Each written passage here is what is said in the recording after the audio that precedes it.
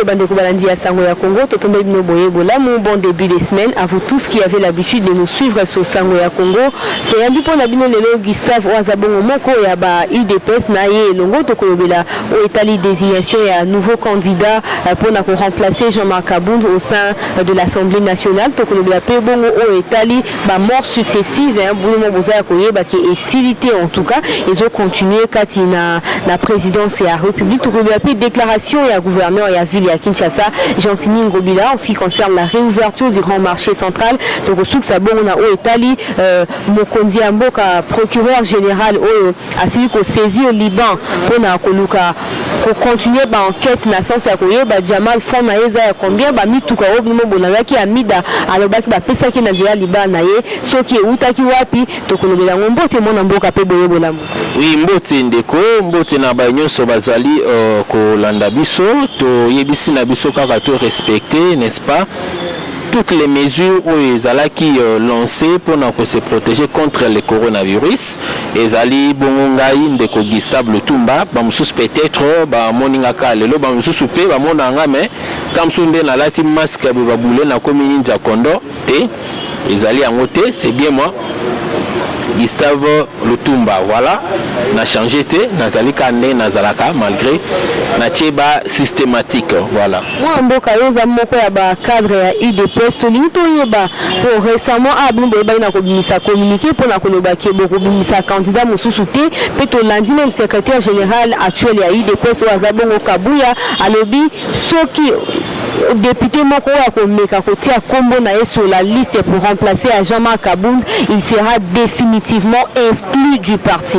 Mais lobby tozala ko kama po mokonzi mboka chef de l'état ayamba ki bongo ba député ya UDPS pour na ko sola bango pe pour na ko luka ko misa candidat ya sika. Eza une façon ya ko interpeller indirectement Kabuya pour na bon fonctionnement ya institution eza assemblée nationale to eza ka solution il faut izwamande mokonzi mboka aligné ezala bongo. Non, écoutez, au moni lelo soki ba député ba kei et pas à présent Félix Antoine Tshisekedi ça que bazali ko reconnaître que jusqu'à ce jour le kolomoko ya présent Félix Antoine Tshisekedi ezali na kati ya parti yango ezali ko sala que Jean-Marc Kabound azala lokola un intérimaire. Donc bazali juste ka ko justifier à la fois les mandats spéciaux et ko justifier, n'est-ce pas, à la fois je dirais la présence sous-entendue il y a chef de l'État Félix Antoine Tshisekedi lokola mwana moko ya UDPS et aussi lokola le président je dirais élu de l'UDPS.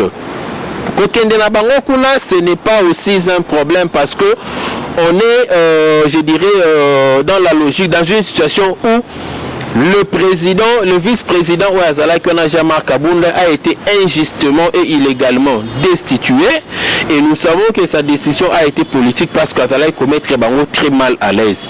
Alors le poste là étant vide, Janine Mabunda est allé trop vite en organisant je dirais les nouvelles élections et Kosalama les 12 heures. Donc le vendredi je crois parce que j'ai dit les 11 les 12 et aussi poste on a économique à la vie tout comme économique à la vérité mais là on a les kozongi les alliés. Moi j'ai toujours interpellé naba député Nabiso Nathalie Saki bango que na parti politique ce ne sont pas les députés qui définissent le jeu politique d'un parti politique. Le jeu politique qui a parti est défini na bateau baza précis. On commence par le président du parti, le secrétaire, disons les principaux animateurs.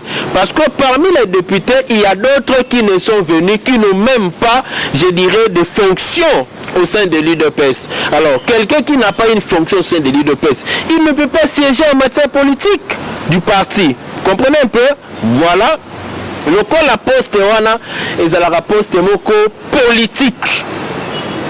Il aurait fallu d'abord tango je dirais réunion Ekotaki après destitution, réunion Ekotaki, il y avait l'exécutif, il y avait la présidence et il y avait aussi certains organes Oyo, Bafanda qui ensemble. C'est après réunion là que résolution Ezalaki candidat Moussa Mana Mouté jusqu'à ce que Jean-Marc Kabundo a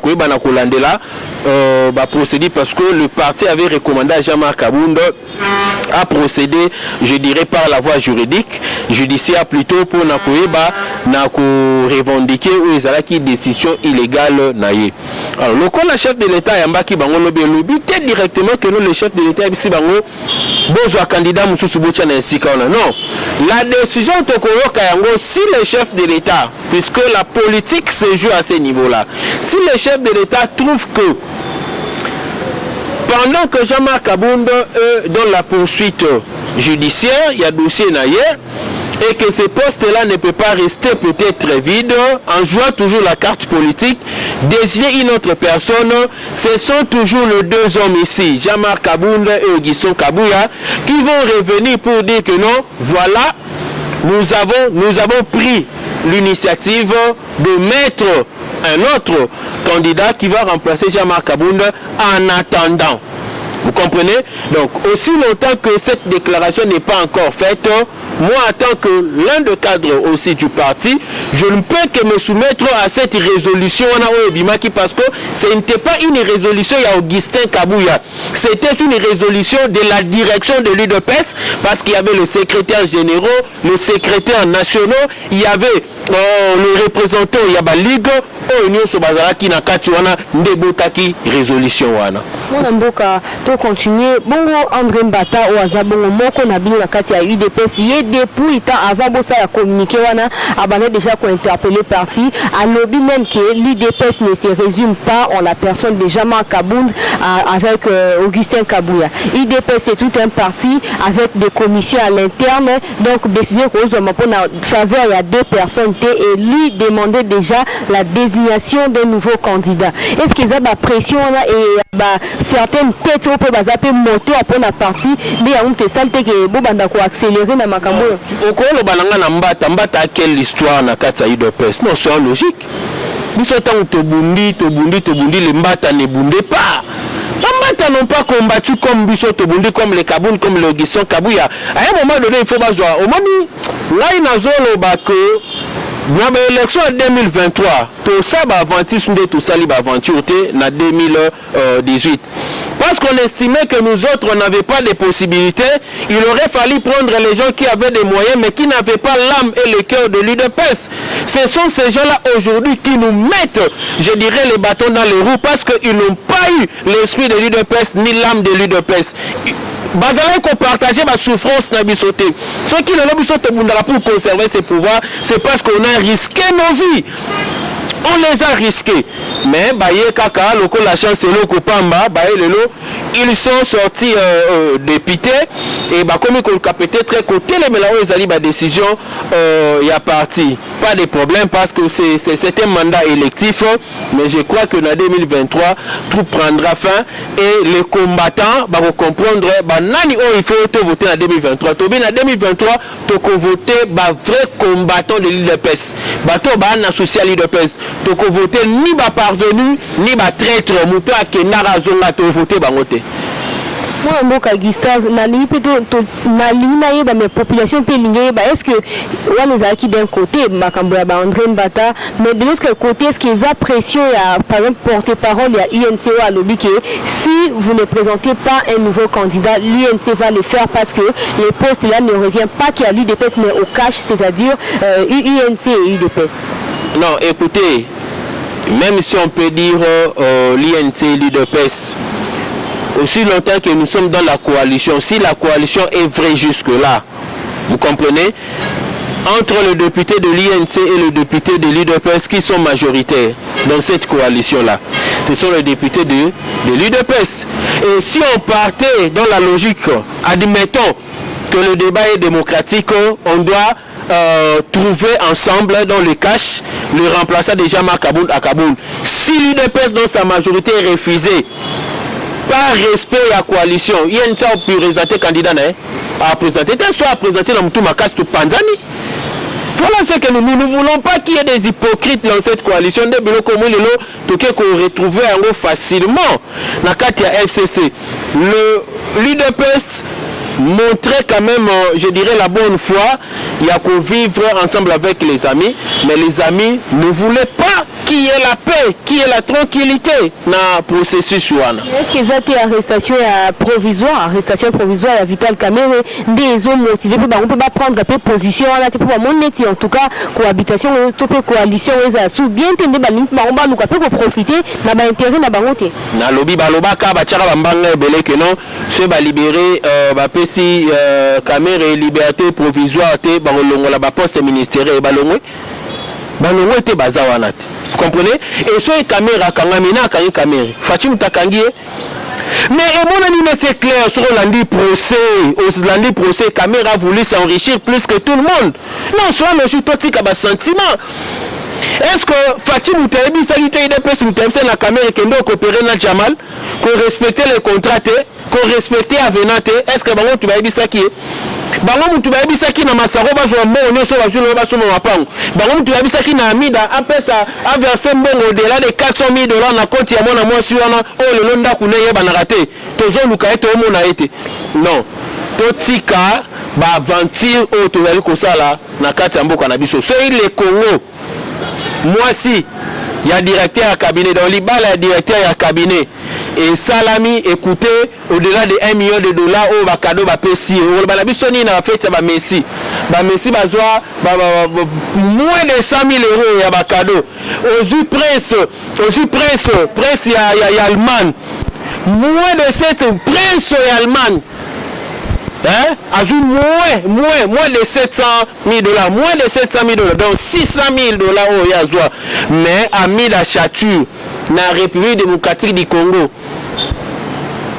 ajoute au-delà de $1 million. Est-ce que ça va avoir connaissance à bien abandonner commerce pendant 20 ans? Est-ce que ça va connaissance écoutez, abandaki connaissance banda commerce banda 20 ans. Ami Dabala Narana Jibem Piana, le célèbre musicien. Bakado a fait ça à Kwambe. Parce que Bandouleman Balana grand star monde entier. Michael Jackson Bazala, pourquoi pas faire Bakado a fait ça à Ami Dabala n'a dit qu'il nous a dit mon son du monnaie na badiama.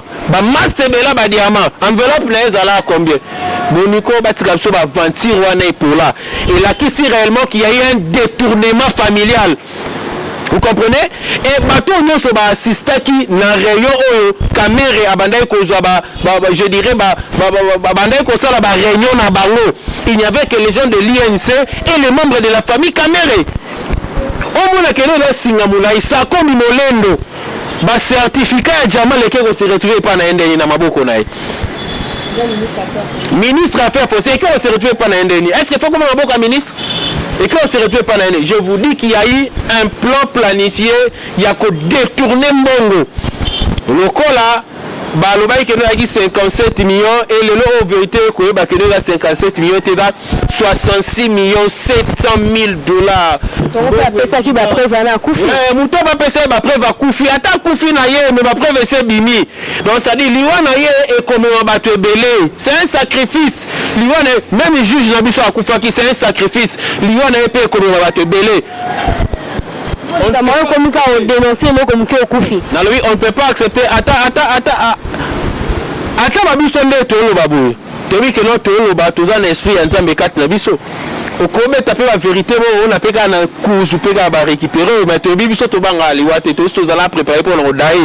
Donc, on a moqué que, à part l'IDPS, tu as un esprit à refondre de sa moque sans corruption. Tous ceux que vous voyez aujourd'hui, qui ont travaillé et qui travaillent en collaboration avec l'IDPS aujourd'hui, ne sont que des détourneurs, des voleurs. À part l'IDPS, nous avons qui n'inspire à Kofandi Sambo Kanabiso qui moibi et Zaraté. Mboka Gustave tolobelaka likambo etali libala ya Midachature na kati ya ba bien oyo bakabelaki na occasion ya mariage na atangaki pe 4 véhicules ya ba 4x4 wana 4 mobimba mais pona oyo etali ba véhicule procureur général ya République a saisir Liban mboka ya Jamal pona ko faire revenir bana mibale ya Jamal oyo ba pesaki ba don ya mituka wana en plus bango nde baza ba gérant ya Ousmane oyo ezape moko na Samigo bango mutu bazo qui projet à construction ya ba maison préfabriquée. Est-ce que ni ko manifester engagement to pe détermination ya procureur pour accompagner président la processus na lobby omoni lelo o ba faut ba comprendre madenga na lobaka yango Fachi pona a gagné mission na ye a réussi na mission na ye et là quoi liboso il faut instaurer la vraie démocratie. 2 il faut instaurer l'état de droit. 3 peuple adamé fin bas eza biloko misato IDPS abundela ndia ngomoni lelo to sali tout démocratie ko tala kata mboka batu ba confondre démocratie ba komi ko leka na télévision ko finga vo même na ko finga mais ba sali keno mobeko lobi ko finga te. Et lelo on est état de droit au moni quand même ndenge justice na biso ça la musala na yango ba koneli na je dirais gouvernement Liban pour qu'on l'accès réellement que ce problème ici n'est pas politique, c'est un problème judiciaire. Mais il va dans la kati batuana o ba ki kopesa na Amida bana Jamal o ba pesa ki na Amida 4 jeep wana. C'était pourquoi mais pour na ba corrompre pour na ba zo ba marché et en réalité ba pesa ki indirectement na Amida mais directement c'était par caméra. Je vous dis des choses. Lai na yebi Masaro très bien. C'est Masaro mutabanda ko recevoir ba cop nyonso wana a memela Amida na caméra. Na oyebi sayo chez Masaro chez Tembe to fanda na ba Masaro à peu près 4 ou 5 fois. Au moins une période du kara oyo le président tant que président de la République cabinet maman bandai ko salama Vital Kamerhe avant officiellement nommé comme directeur à cabinet, il était déjà dans le cabinet. Il travaillait. Na yebiso to fanda na ba Kempeski, to fanda na ba Pullman, to fanda na ba hotel 3 millions no bandai ko mona na to andai ko fanda en tête ezalaka nan Masaro. Mais tant que tu comprendre que le biso to na ba partenaire na ndenga bien pour na basa la canaliser, tant ba partenaire ba koma ye na Amida na Kamerhe ba bloquer bango. On avait même un marché non yebisa bino. Bateau tout ba la présence ba vérité. On avait un marché où il fallait qui un chinois moko ayeba je dirais na ko s'investir na domaine ya assainissement pendant 5 ans na kati ya Congo na biso a ayaki na ba moyen na yemoko 60 millions de dollars ba moyen na yemoko je dis 60 millions de dollars pour investir to banda ba démarche wana et sinon ba kenda ti ba kutana na chef de l'état ba solo là mais na ko bebisa ma solo wana c'était Kamerhe ba bebisa ma solo wana pourquoi parce que balinga ba gagner plus na kati ya marché wana. On avait même un protocole d'accord au biso tout ça là. Vous comprenez la kati wana. Mais je vous dis aujourd'hui comment on a nié ces ali ko sala masoki ba tu ai nse ba bakile da acharnement. Moi je regrette beaucoup, il faut pas la courageux ya koloba que Vital Kamerhe a conduit toute la République na kati ya munene muto chef de l'état peut ça qui est confiance alors bi travailler chef de l'état savait que mutu nanga osala makambo ya malamu mais nzoka nde mutu osala makambo ya nyamu etala lelo esika e comme biso na yebi sabino na kolandela déjà procès ndenge se kendeli bo kitabo mata le détournement ezali déjà visible et ezali na la trace il y a eu détournement pour un total dans moi période où il y a mouké Masaro lui qui s'est réclamé être travailleur nani nationas Masaro Lobaini ah bien non na yebana kina Jamal parce que tant que travailler nationas to bandai ko zanga tali pa pamba ya kolia sonas se bandai ko futa te alors il fallait que bimeli banda ko kende ko luka ba marché dina koma na national du marché deska to ko yebana na Jamal. Mais Mbalamoka, tant que tu as pouvoir, Masara comme on ba immeuble là 1 million de dollars. Ba parcelle là 700 000 dollars. Masaro. Attends bon ba car, il y a 100 000 dollars. Ba 150 000 dollars. Mbongo partout tala mbongo ngaza ko étaler yango. Fallait loko zali ko laksa que non, c'est un vrai c'est une vraie clique. Et salama uniquement pour la détourner mbongo et soko la nina ko samba tant ba lo ba commission e banda ko séjour dans la qui obligé ya ko landela ba prestataire c'est-à-dire ba chef ya ba entreprise wana na kati on est dans la Justin Kamerhe na mutu na bango moko INC les autres bazala été de réunion banda salmara Justin Caméré mutu na bango na mususu INC wana na Caméré donc Caméré azwaki je dirais programme où il y a 100 jours a commission lokola yé a famille na yé et a commission na batu na bango ya INC c'est ce qui les a coûté maintenant aujourd'hui et bon wana Caméré aliango le na bebiso lelo avec amertume ma soeur soko tali banani je dirais banani soko tali banani conseiller si le bamsu wa tambola makolo balwa ba taxi bamsu ba le ba catch ya contrat na fin du mois ba foutier il paye nana oli ambongo mingi soki sa mwana mboka Gustave na Otali Gentilini Ngobila Oaza gouverneur ya ville ya Kinshasa asalaki déclaration après avoir visité l'évolution des travaux selon lui au grand marché central a inauguré même côté à Itaga bon batba comme à côté à Itaga à lobby zande kofungwa maté jusqu'à nouvel ordre c'est-à-dire faut ba travaux à réhabilitation et si là des zande kofungwa alors que Gilbert Kakonde Oaza bongo ministre à l'intérieur a ebaki na kolobaka il faut zande fungwa parce que l'économie du pays est en chute, il faut qu'on relance l'activité. Est-ce que ça bras de fer s'est déclenché entre deux personnalités pour l'ensemble qui s'awana? Nalobi Gentilini Ngobila a confondé Kayumbite na Kinshasa. Vous savez, na lingina banana na geste moko na kuta na lobi na cortège ya Gentilini Ngobila. Et nazo regretté. J'avais pris même le numéro ya policier wana et na benga ba on a encouragé bango. Là je sala musala na ye na debono mwana. Gentilini Ngobila yazo kita changu me akena sens o ya mitu ke mataka likolo. Bazo que nebi place on a embouteillage ezala makasi. Bazo leka bazem c'est ce qu'on a ma roulage ba leka na pona frola roulage la bine ntsela on fera ibo lekela yango o pona biso to fongolela bino ntsela bino boke bo leka kuna vous allez créer encore l'embouteillage na biso ba policier na ba garde o ya Gentilini Ngobila ba kiti ba landa mona mbali wana ba beta ba charger vo même na ba arme na ba mais ça paniquer na zwaki ba image na ba coup du teze parce que akina jeep moko ya tundra likolo oui et mais ko benga ba policier moko mususu ba lakana bongola nyamisi bango wana na bisi za Gentilini Ngobila na bi policier sani pour ngana ngona ba geste na musika ono mais bango ba côté na sens unique pour créer l'embouteillage ya bisi bango fallait ba lekela na nzela oyo lokolo kita tchango to fungola bango ne ba kitie puis ba laki ba bi kelo na retour na bango ba ya okangai et j'avais pris le courage ya ko réconforter là je na biso ba kangiyo yebisangai.